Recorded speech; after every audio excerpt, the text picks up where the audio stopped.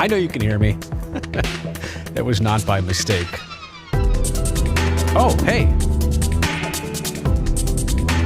I mean, I guess I'm ready to start the live stream, but I always feel like I need to wait just a little bit longer to actually get going because it takes people a while to find out that I'm on and to log in and to, discovery, right? So I always want to give it a second before I actually go. All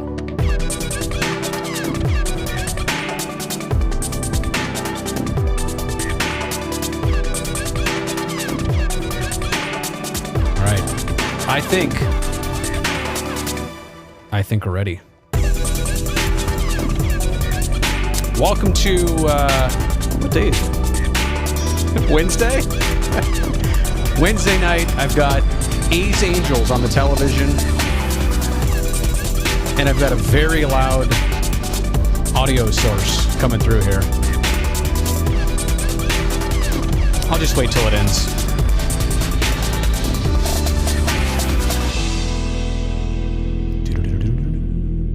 All right. And with that, welcome to the live stream, everybody. Glad to have you here. I'm actually going to be taking phone calls. How about that? In fact, maybe I better make sure that is ready to go. But I also want those of you who are here to feel free to jump in on the live chat too. So you don't have to call in if you want to say something. For example, like fake TG. I can't call him tonight. Lauren is here. Hello, Lauren Elizabeth Powell. Jack Olson just handing out W's just like that. How about the A's getting out of a jam in that third inning? That's a W. They need to get more than one hit, though. Give James Caprillion some run support. Saludos! Jesus, what's going on? I thought the A's would have traded more players, such as Irvin, Ramon, Andrus. I know what you're saying there. How about Murph? You didn't include Murph. But I totally understand the sentiments. I just think that's kind of a weird luxury position that the A's were in, that there is more controllable time on the contract of Sean Murphy and Laureano, and they didn't have to make a move. They weren't pressured into trading these players away if the deal and the opportunity wasn't right. Look, they are flipping, right? It's kind of like a real estate thing. You're in it for the flip, and you're going to try and maximize your value of known commodities to get the next wave of A's players. Hopefully this is the last time the flip happens, to be quite frank. We talked to David Forrest about that last night. In fact, there's a clip here on my YouTube channel about that exact topic. But yeah, just the fact that Frankie and Lou Trevino were it is a little bit surprising. I guess I was more mentally prepared to see some other players also get dealt. And, fortunately that didn't happen. It didn't have to happen, and it didn't happen. I'm also realizing here there's a slight problem with my television in the studio here because I had the A's game on and it changed channels on me. Now the Earthquakes are on. So excuse me for 1 second here while I get the game back, the baseball game back on my screen. No, that's Giants Dodgers. Their Giants are losing 1-0, by the way. And I think I finally found the A's game all over again. That might be it. Yeah, that's not the Dodger broadcast. So anyway, sorry about that distraction. Yeah, to answer the question, Jesus, yeah, a little bit surprised. I guess I was more prepared for more. Zach, should you call? I don't know. Do you want to call? Uh-oh.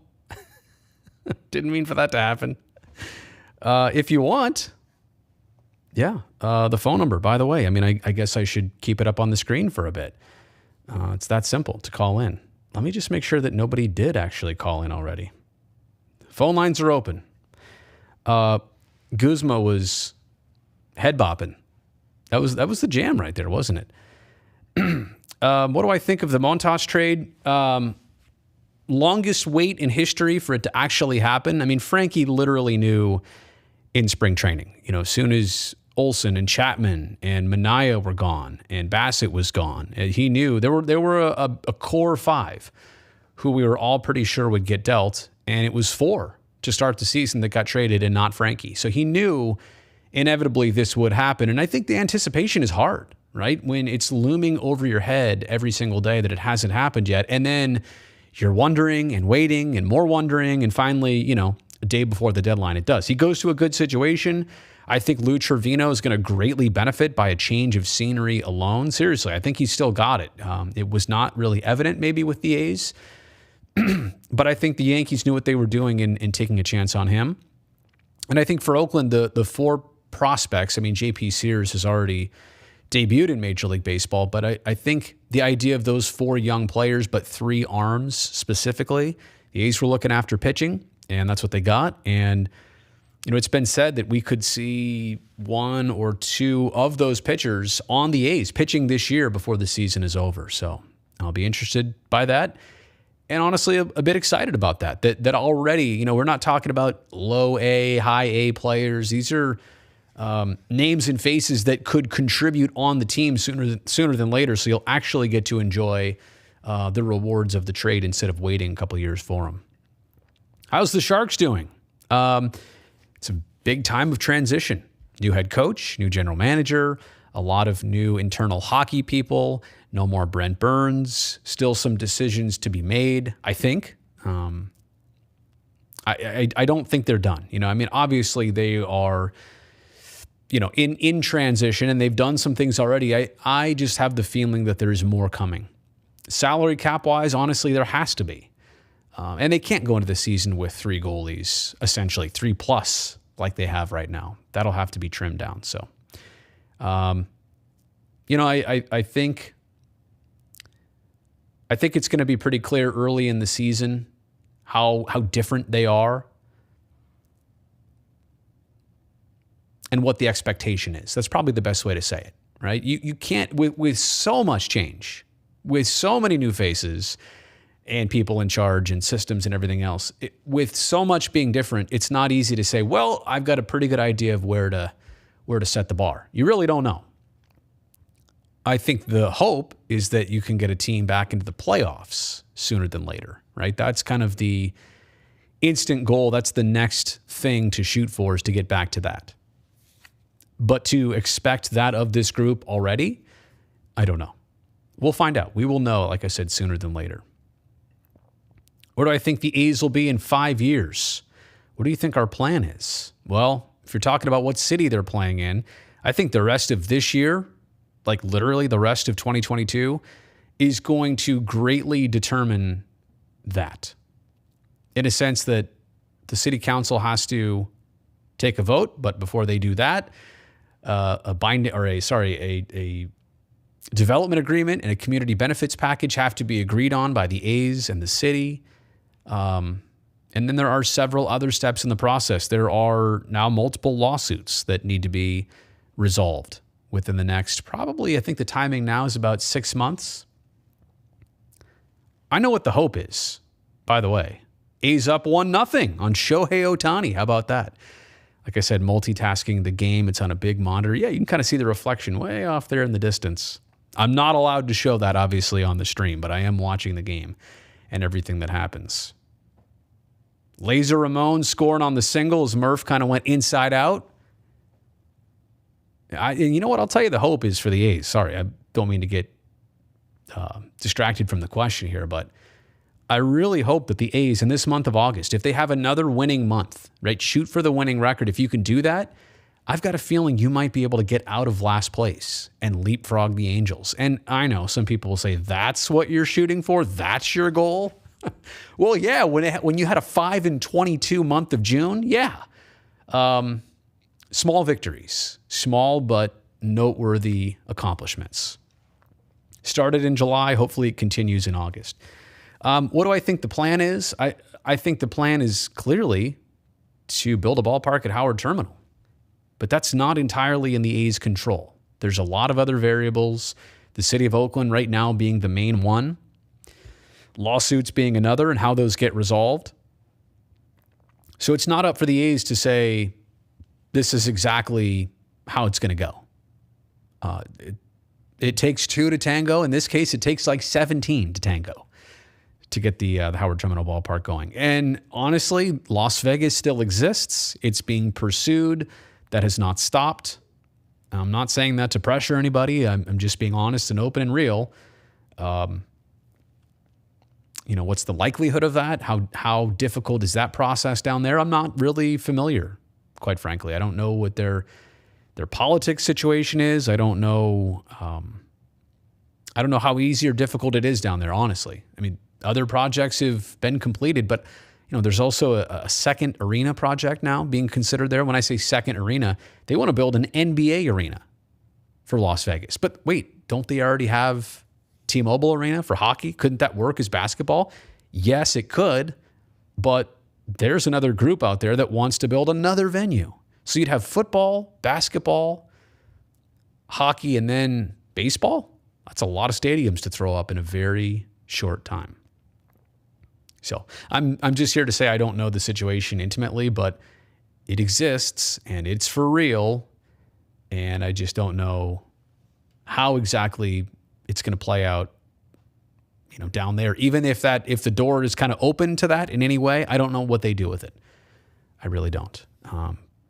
But I'm obviously more focused here on Oakland in the meantime. Paul Blackburn pitches so well at other stadiums, but not the Coliseum. Do you feel like he should have been traded? Whoa, while his value outside of the Coliseum was a little higher. That's an interesting take, runner on second. On the opposite, the splits on Cole Irvin suggest that he should only ever pitch at the Coliseum. And I think specifically day games, is that really his sweet spot? But it's unexplainable. When you look at splits like that, home versus road, I mean, a pitcher is a pitcher, and he's facing different major league teams and hitters, and the stadium itself, home or road, should not make that much of a difference. And to your point, the Coliseum is a bona fide pitcher's park. All that foul ground, everybody's splits should be better at the Coliseum versus somewhere else. So it doesn't make sense. I don't even want to dive too far into it, but I do know that it's wacky sometimes when you look at that. In terms of the question here, Paul Blackburn being traded, I think it's hard because where does he slot in? Frankie Montas, you kind of understand what he's been in a career and how the Yankees might use him. For Paul Blackburn, what would the Yankees do with Paul Blackburn? Would they use him as a starter in a playoff situation? Is he a long reliever? What do you do there? So in terms of understanding, there's two questions here. Understanding his splits, no, I can't. I don't get it either. But him as a trade piece, I don't know that was, thoroughly or heavily ever out there. Where's the stadium at? What's the next big hurdle? Keith, thank you so much for the question. There is a video on my channel here. I think it's literally called What's Next at Howard Terminal. Check that out because not much has changed.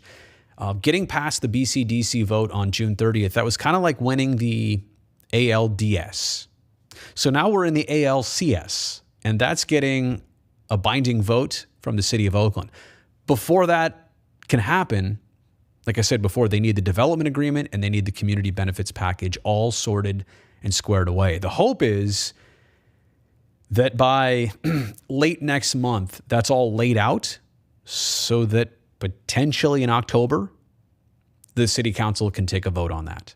City council right now in Oakland, by the way, they are on recess. I call it vacation, but recess, until the 31st of August. So they are kind of out of the loop right now in terms of getting anything done. But obviously the negotiations continue, the process continues. I just certainly hope this comes in on time. If it doesn't come in on time, everything gets pushed back. There's an election in November for a new mayor, a couple of new city council members that just basically shuffles the deck in probably a questionable way at best, maybe even in a negative way at the worst. I don't know how that works, but it's obviously an urgent matter to try and get this resolved, try and get this approved with the people you've already been working with, the ones who have had the opportunity to be for it or against it, to ask questions. You don't want to go through the whole re-education process and, have a 20 new questions asked or old questions asked all over again. So that's where it's at right now. You need the development agreement, the community benefits agreement squared away, right? Handshake on that so that the city council can vote on it. That's what's coming up next. Bryce, I honestly love the prospects we got for Frankie. All of them could be very good. And that's the thing about it. You're really hoping, as you look at this in the big picture, you're hoping that 2, if not 3 of those 4 really click. I was thinking the other day about the last time the A's did a deal like this with the Yankees, similar. They sent Sonny Gray to New York. And in return, I know the A's got Caprillion, who's pitching tonight, who has really yet to fully blossom in Oakland. They're still coming. Gosh, who else did they get in that deal? Dustin Fowler, the outfielder, got called up. It never really worked out. And then one other player off the top of my head. We were just talking about this person yesterday, and I can't remember who it is. Long story short, you're looking at the ratio here, right? 4 players back for 2 sent away. If 2 or 3 of them really work out for you, that's great. I mean, that's nice. If all 4 work out, oh my gosh, what a steal. But I think that's also, realistically, you gotta be level-headed about this. I don't think it's always going to work out that way. Dance Freak 582. What do I think of the lawsuit against Howard Terminal and the possibility of the A's moving to Vegas? We've already talked about the Las Vegas side of this.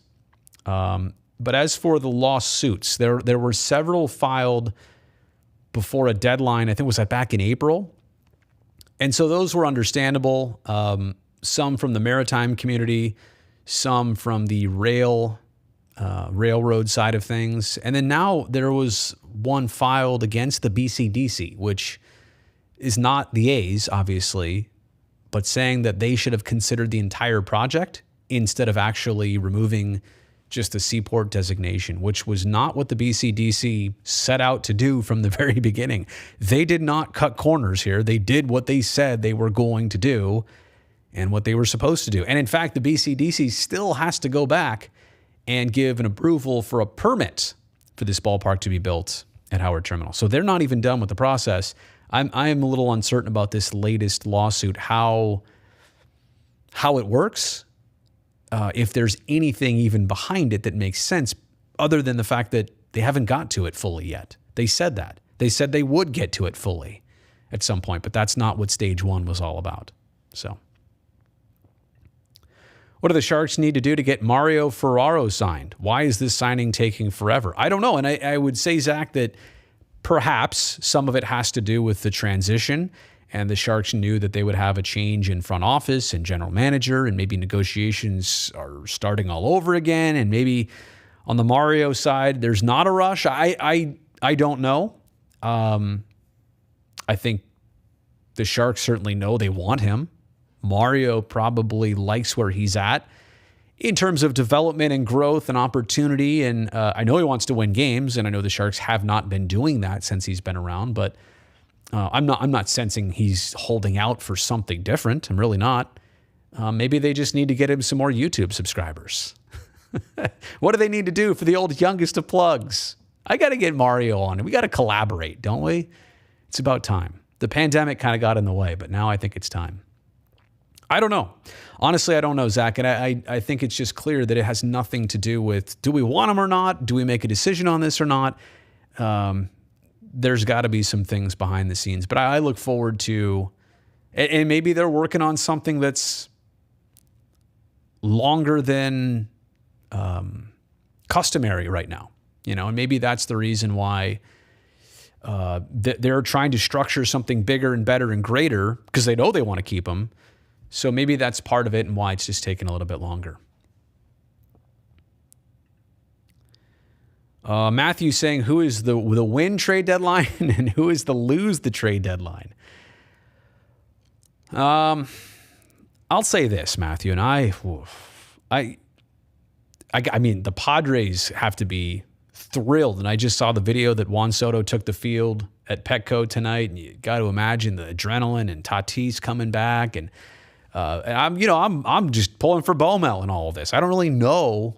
I know Jerks and Profar, but that's about it. I don't know a ton of these Padres guys. So Sean Manaea, but I can't necessarily. I feel connected to Baumel, and Sean. But I'm kind of just pulling for the Padres because they're young, they're flashy, and Bo Mel's their skipper.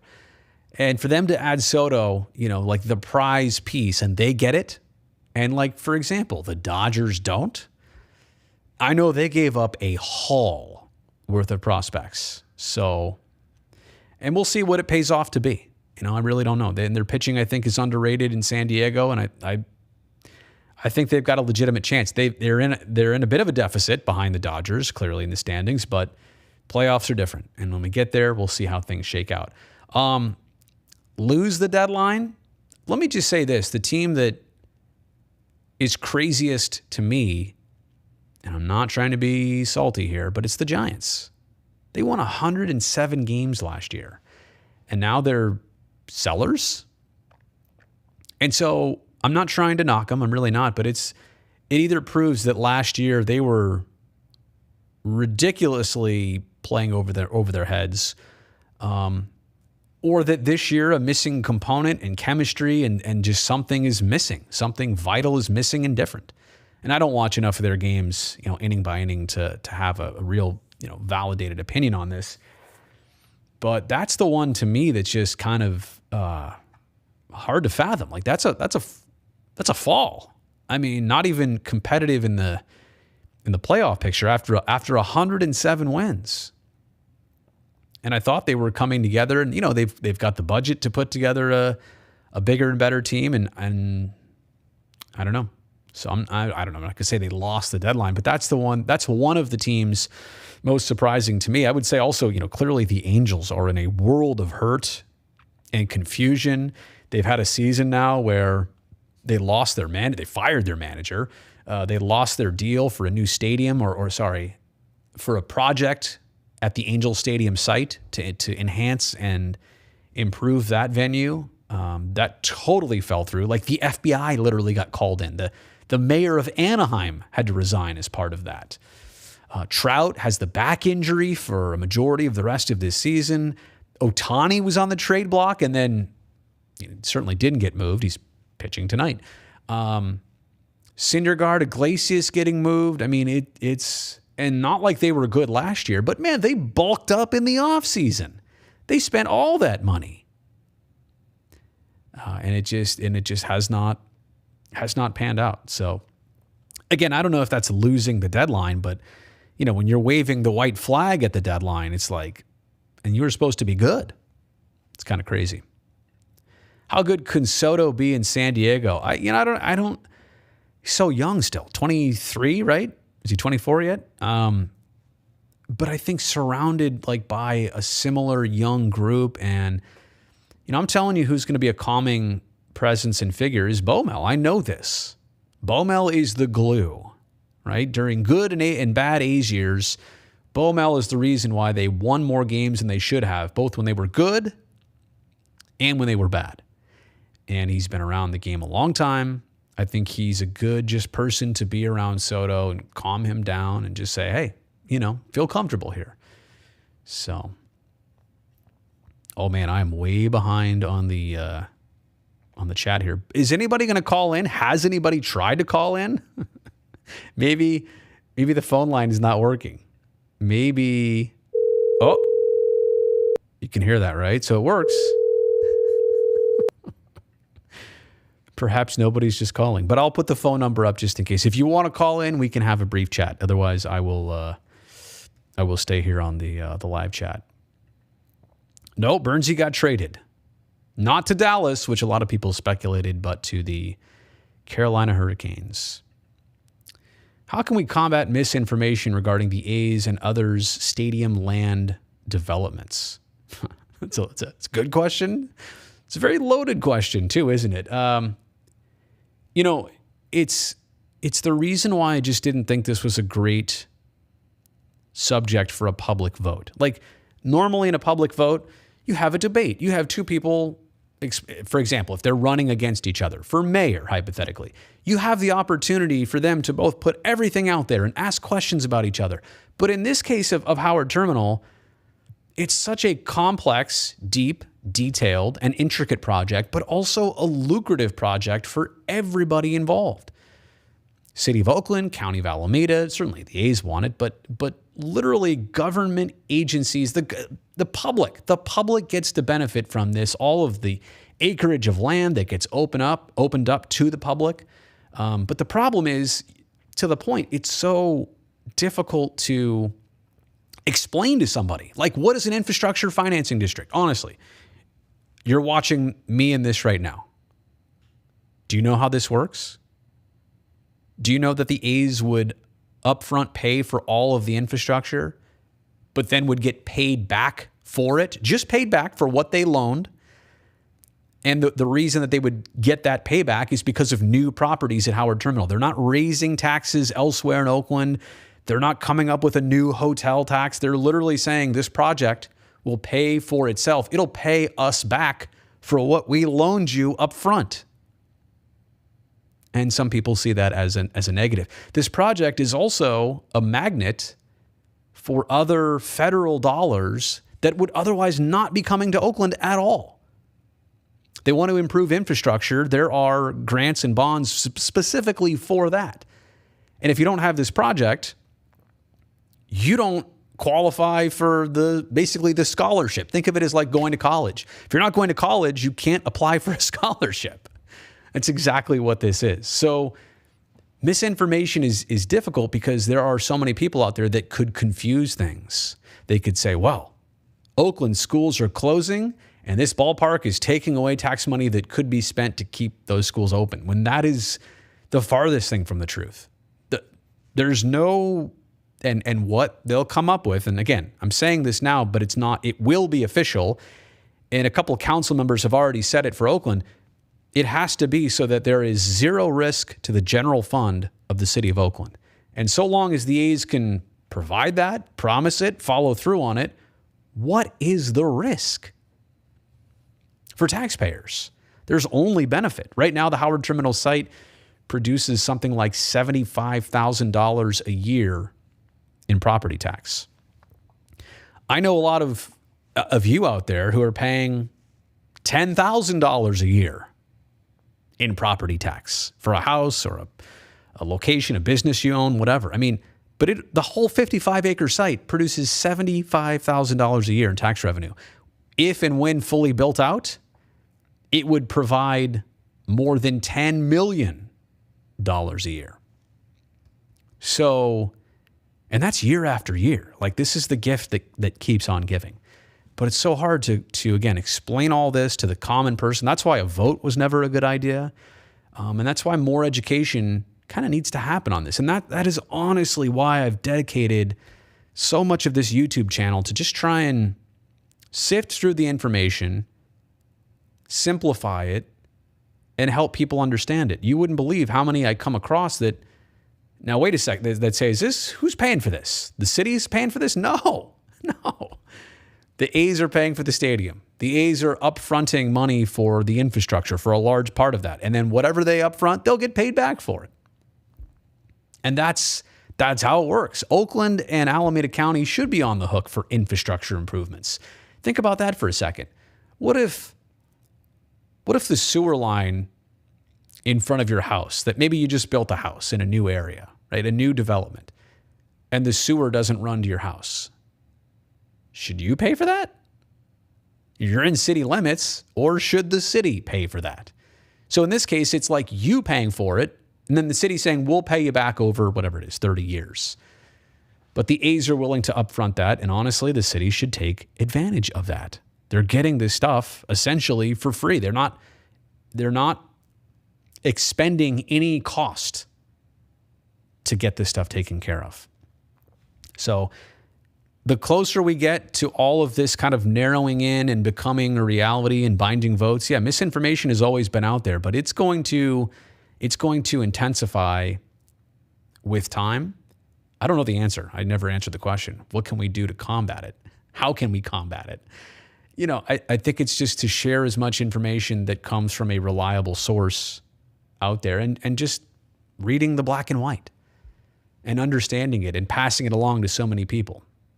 It's complex. Like I said, it's not easy, but take your time to explain it to as many people as possible.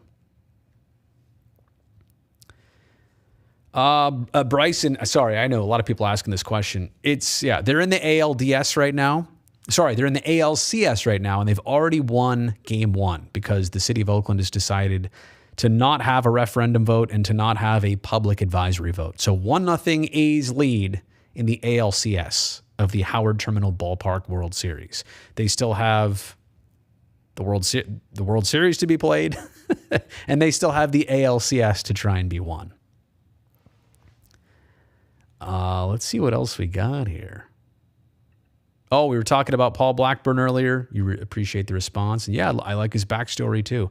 This is his 6th season with the A's, but it's the first time he was ever on the opening day roster. And it's the first time he's ever made more than 10 starts in a row for the A's in a season. You know, I never had the opportunity to meet Vin Scully, certainly know enough people that knew him, as a person, as a friend, as a colleague, and all of the reviews right now and all the glowing things, they're not just coming now because, somebody passes and you only want to say nice things. They've always said nice things about Vin Scully when he was alive, when he was perfectly healthy. And I think, it's the ultimate testament when people start describing you like they do Vin, and then they say, but you know him as a baseball guy, but let me tell you about Vin as a person. And that's the part that hits me, because first off, it's not easy to be a good person to so many people. Everybody knows him. Everybody thinks they know Vin Scully. They've been listening to him for years. And so when you meet him, right, you're like, hey, I know you, but Vin doesn't know you. That's a tough situation for him to be in.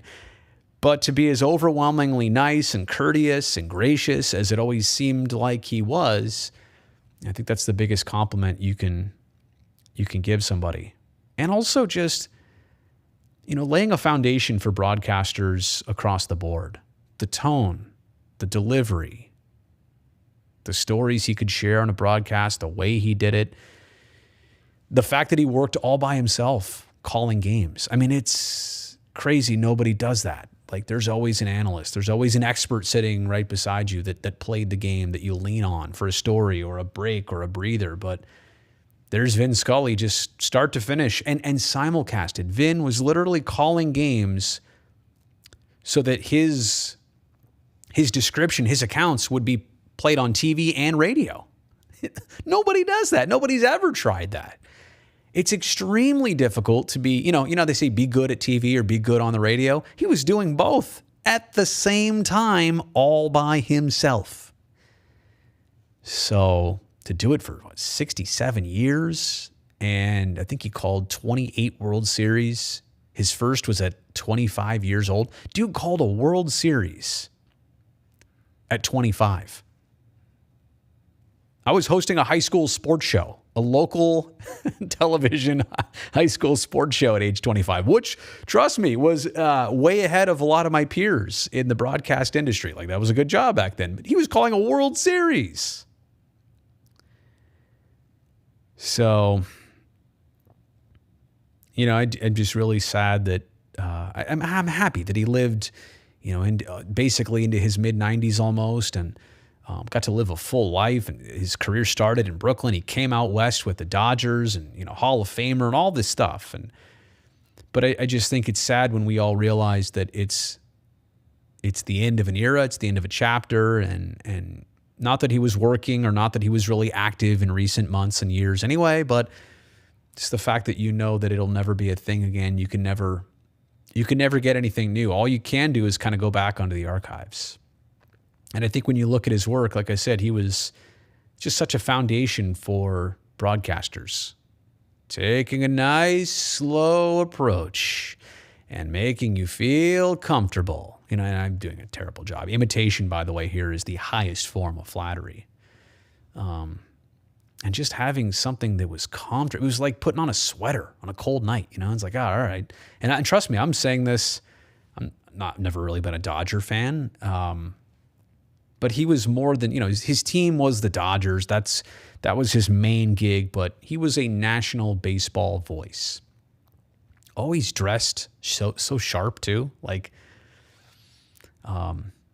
really a showman, a true showman. And they don't make them like that anymore. And I think that's always going to be his legacy, is that it lives on. Like what he established, how he did it, it's been copied for decades, and it's still going to be present, with many others down the road. Thanks for asking that question. I went long on that, but all right. Let's see what we got here. What do I think about Kevin Labanc? Is this the year he gets traded? Wonder if his hometown teams would be interested in scoring depth. You know what? I think Banker, he has spurts, and obviously last year there was the injury, and that's a huge blow and setback. But there's been such spurts where he can do it. Wasn't he in the Las Vegas comeback game 7, right, of 2019, round 1, when the Sharks scored 4 goals? Didn't he have a hand in every single goal? Scored 1 or 2? I'm sad that I've forgotten this. But didn't he have an assist or score as part of all 4 goals? He did, right? I mean, he has that ability. He's got that craft. He's got that. I want to see him do it at even strength, and I want to see him do it more consistently. Like, I really want him to be like a second-line winger. I think that'd be tremendous, but I just don't know that it has consistently worked out for him like that yet. The team's also drastically different. Who he's playing with, certainly is a factor. I don't know. Is this the year he gets traded? Who knows? Only Mike Greer knows at this point. There's a change. What happens with a new GM is there's a total change in mentality. A prior GM in Doug Wilson had some guys that, he saw something in, signed them, and is maybe more committed to seeing it through. Mike Greer might come in and say, yeah, no offense, but you're just not for me. And it's a weird situation when you get a new boss and everybody kind of like, you've all been there. Everybody plays up to the new boss differently. And they're trying to make a good first impression, and they're trying to be, good friends or whatever. I'm not saying this is how hockey players work, but their performance speaks those volumes. And so I don't know how Mike Greer feels about Kevin Labanc, but I would agree, JZ34, to your point. It's a pivotal season in Kevin Labanc's career. And I hope it goes well for him. I would rather they don't have to make any type of move. I just hope to see it more consistently. Levi asking, is Vegas the only place the A's would move to if they left Oakland? That's a good question that not a lot of people talk about, and they're confused also by this too, because some will say, what about Portland or Nashville? No, that's where Dave Stewart's trying to get the expansion team. Or Charlotte or Montreal. I've heard all these different places. I'll just say this. The A's are so far down the road in Oakland, like they've made so much progress, that I want to establish that first. It's been crazy for people to say, well, this is just like Cisco Field, or this is just like, no. Fremont never moved an inch on that. San Jose never really got to go anywhere on that before Major League Baseball and Bud Selig said, nope, we're siding with the Giants here. This is their territory. You can't go to San Jose. I mean, literally processes, is that a word? And approvals have taken place. And this thing, the wheels are moving on Oakland. So let's establish that. Some people feel like there's no progress because it's not tangible yet. Like you've heard it, until the shovel's in the ground. Okay, well, that's still going to take a while, but we're getting closer to that. But I do think the answer to your question is yes. They've put forth a lot of effort also in Las Vegas. How many trips that Dave Cavill and John Fisher and company have made down there and researching this. And look, at the very least, I think what the A's are doing is researching the market for Major League Baseball. The A's are spending, as they've said, about $2 million a month in paying for things like the EIR and a staff of people and lawyers to go through and try and push Howard Terminal through and to make it a reality. It's a difficult thing to make happen, but they're committing so much to it at the same time. I don't think they want to have no plan B. And I think Las Vegas is that other option. And it's for a multitude of reasons. Like I said, Major League Baseball is also interested in like, hey, A's, what did you find out here? Because I really do feel like Major League Baseball, once they get Oakland and Tampa, knock on wood, their new homes in those respective cities. I guess it's actually St. Pete, but maybe they would move to Tampa. Once the A's and Rays are done, I'm pretty sure that Nashville and Las Vegas would be awarded expansion franchises. I really do feel like that's a reality. But I also think that the A's have narrowed it in so hard on Las Vegas, and I'm sure they probably have some renderings out there already that have yet to be released, that Las Vegas is their plan B. And I don't know that there's a plan C, D, E, whatever. I think that only makes sense that there's a plan B and Las Vegas is it. Oh, going back to the Sonny Gray trade, it was Jorge Mateo. Dang it. See, that's the Jesus. Thanks for getting my back. That's the thing about this old live stream here. The brain, when it's not clicking and I don't have the answer, I have all of you, and I do appreciate that. My World Series matchup pick. Ooh, Padres-Yankees. Look, I would love to see that. I mean, the Padres side. I guess the Yankees side is obvious. The National League might be tougher than the American League, and the Dodgers and the Mets and Atlanta. I don't know. The American League's not going to be a cakewalk either. Maybe the White Sox will give somebody a run for their money, but yeah, the Yankees are pretty stacked. No question about that.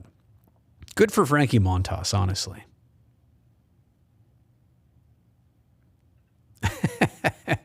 Timothy saying, the Aviators only had 8,000 last night. Time to move the Aviators. Yeah, that's 2,000 shy of a sellout. What are they doing down there? You know, that's on a warm August night in Las Vegas. You got to draw better than that.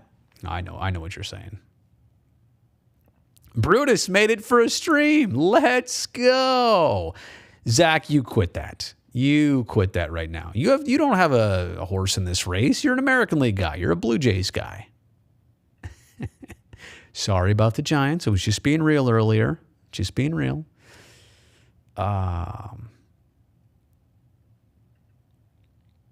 Tony wondering how many years of Oakland A's occupying the basement and the Sharks not making the playoffs can you take without depression and breakdown? Playoff deprivation is short seasonal affective disorder. I appreciate the concern, Tony, but I try and be a professional with or without the wins, just try and do my job as best as I can.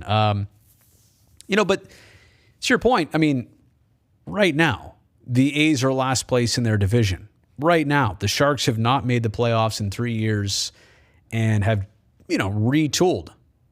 They've cleaned house a little bit. So I would say that collectively between my two, and those are my two, these are among the hardest times that we've seen in a while. Because, 2017, 18, 19, those were good years. 2020 for the A's, well, actually, I take it back. 2020, it started to go to heck with the pandemic. And then the hockey season was not poised well. That was not going to be a playoff year for the Sharks. And then the A's, in the short season kind of got hosed by that. But now here we are after a nice wave of both of them were in sync and synergizing. And now, yeah, it's rough times for both. But I look forward to, I understand that sports are cyclical and the A's and Sharks are part of that. And in a couple years, let's see where we're at again. Padres and A's fan here. Glad Baumel finally has a good lineup to work with here in San Diego after this trade deadline. John, I'm going to say something here and now that I have been thinking about, but I have yet to share yet. Okay. I love Bob Melvin. I wanted him to be the A's manager forever, right? He's a friend. A very good person to have as the major league manager of the team you cover. Very open and honest and just nice guy all around. I'd run through a brick wall for Baumel, and I don't even play for the guy.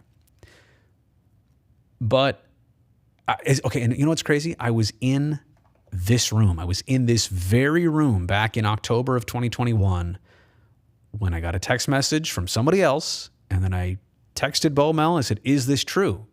You're going to go to the Padres. And then I got a phone call right back. I was literally, sitting in this room when I talked to him. And when I found out for sure and confirmed it and then, all that stuff. But I was so upset because it was heartbreaking. It was the end of something. And he was so good for that team and held it together. And we didn't know Mark Kotze would be hired yet. And I've got great things to say about him and so far everything I've observed. But I was disheartened by the fact that Baumel was just done. And his contract with the A's wasn't even up yet. They let him go talk to other teams, and he did it. But I'm just here to say that the season the A's are having and the rebuild and the retooling that they're going through, I don't know that I wanted to see Baumel go through that. Now that we're living it, now that we're witnessing it, and it could be lucrative, and it could be, they could be well positioned in 2, 3, 4 years, like really well positioned.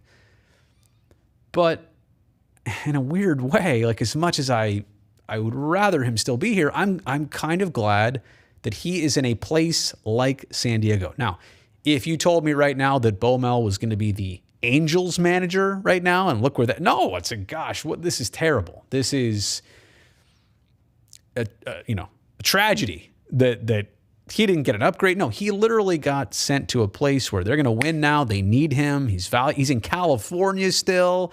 He's got Slam Diego as his team. Machado, Tatis, now Juan Soto, and the pitching rotation they've got. I mean, I think the main point I want to make here is I was very upset. Our dog is named Melvin. Our family dog, who came to us in 2015, named Melvin. That's how we feel about Bob Melvin. So I was very upset. I was literally personally upset and frustrated that, okay, this is, he's gone, and now this probably means bigger changes, and it did.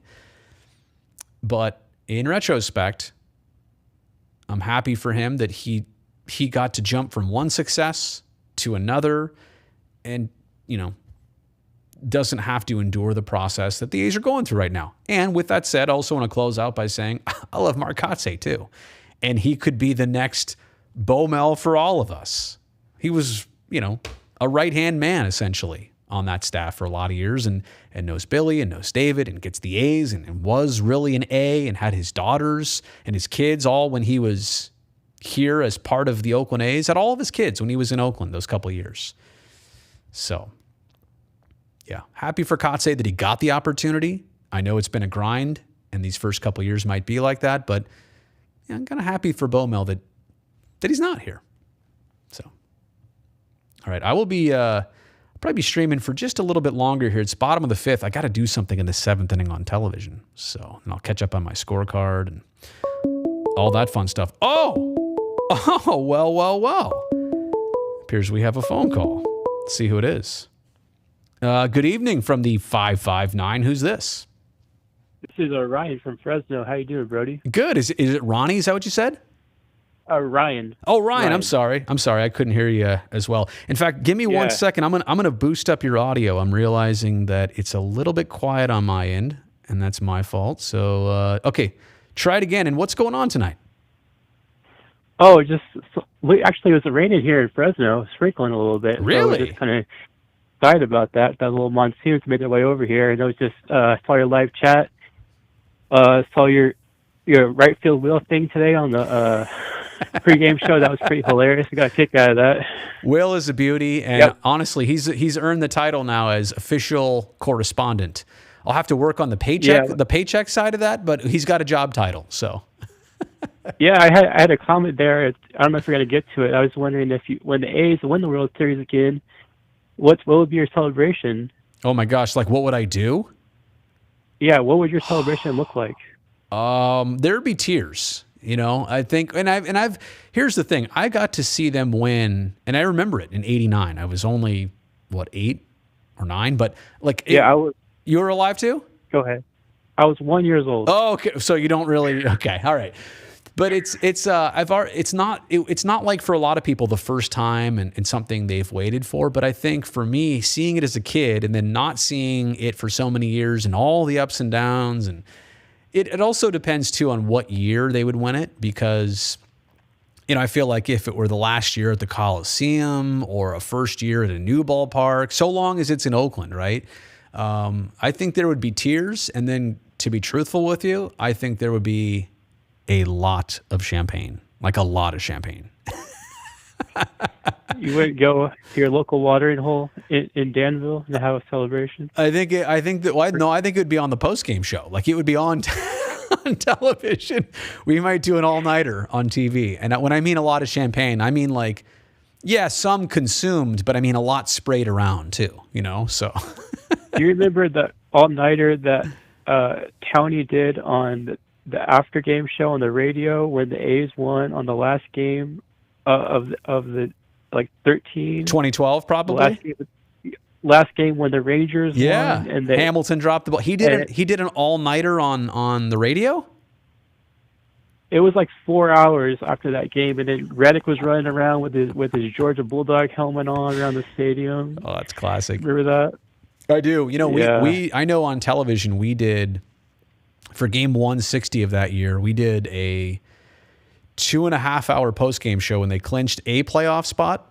And then we also did another 2.5 hours in game 162 when they ultimately won the West. So, it's crazy. We were just talking about this recently. We're going to start doing on TV some flashbacks because that was 10 years ago. Doesn't feel like it, but that was a whole decade ago. Yeah. And that team needs to be remembered. I think they had a really good shot when, they had Cespedes when they were ahead. It was a 5-game series. They're against Detroit. That's right. And they had to just win one game, and they couldn't do it. You know what I mean? I know they got Verlandered a couple years in a row in 12 and 13, and those were fun teams. Yeah, I know a lot of people want to ask you some more questions. I'll let you go, but I appreciate it. I just want to check if this phone number went through. Sometimes I chime in on your Sharks chat as well. Yeah, I appreciate that. We watch a lot of baseball down here, even though we're kind of isolated. There's a lot of Giants fans down here, but we're kind of a few A's fans, and we watch a lot of the broadcasts. So appreciate your work and your commitment. We watched your YouTube video about your views, some outside of it, about the A's. Yeah. About people not chiming in. We just want to say keep up the good work, and thank you. We like your commitment to what you do, and we like how you cover the A's. All right, have a good evening. Okay. Thanks, I really appreciate it. Stay safe out there in the raindrops in Fresno. All right. Okay, take care. All right, I appreciate it. See, that's it right there. That's the phone call. That's all. It's all you have to do if you want to jump in right now. The lines are open 510-343-3640. I'm just happy that it works here. I've not done a lot of the remote call-ins. Usually I do this from the home studio. I'm at work right now in the conference room. So normally it's a totally different setup. So I'm glad it works. I can jump back into the live chat here in just a second. Oh, well, see? This is how it works. One call leads to the next. Good evening from the 715. Where is that, by the way?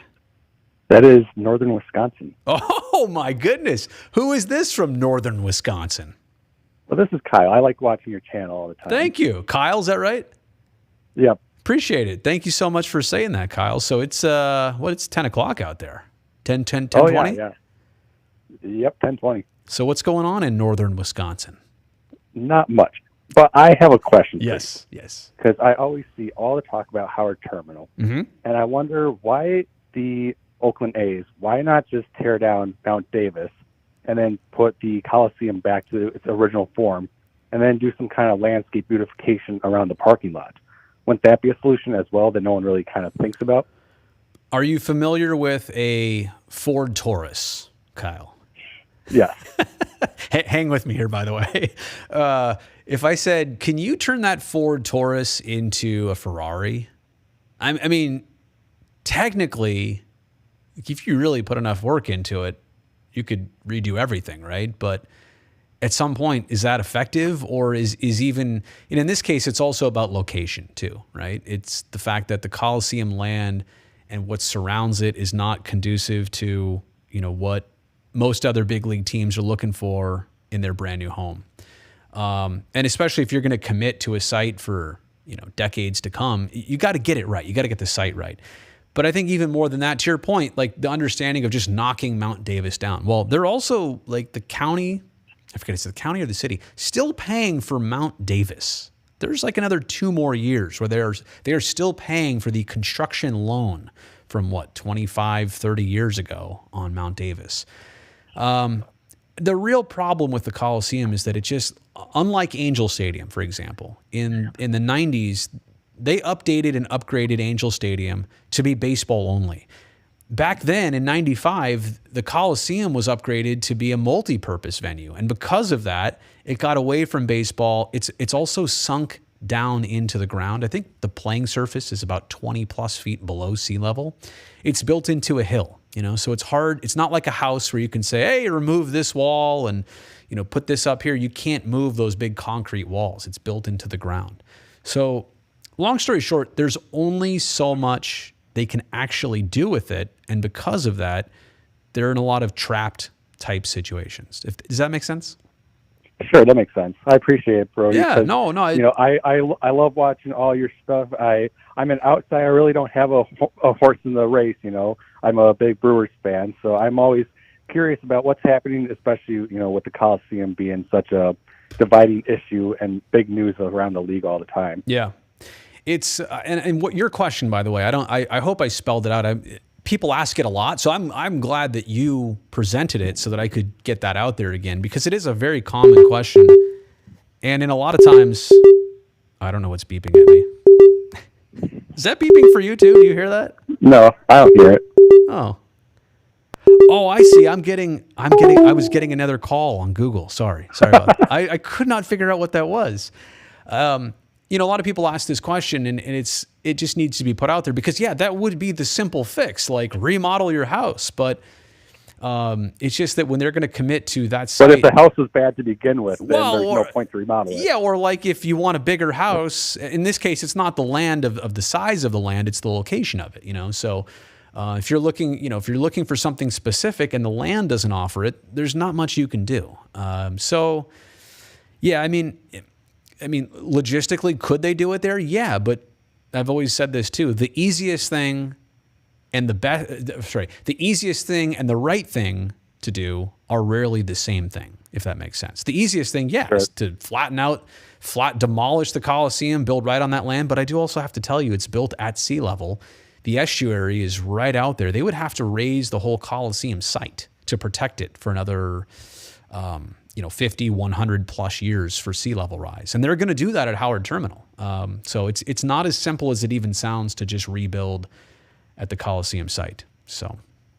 Okay, perfect. Thank you for answering that. Hey, thank you for calling in. I always get a kick out of people not from around here that call in or chat. So the fact that you are watching from a couple time zones away, very cool. So thanks for calling. Yeah, cool. Thank you. All right.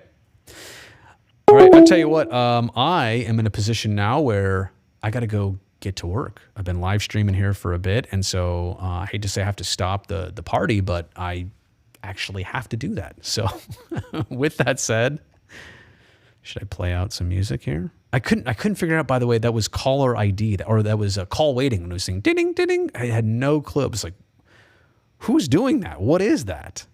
So the live stream is officially over, everybody. But I do appreciate you being here.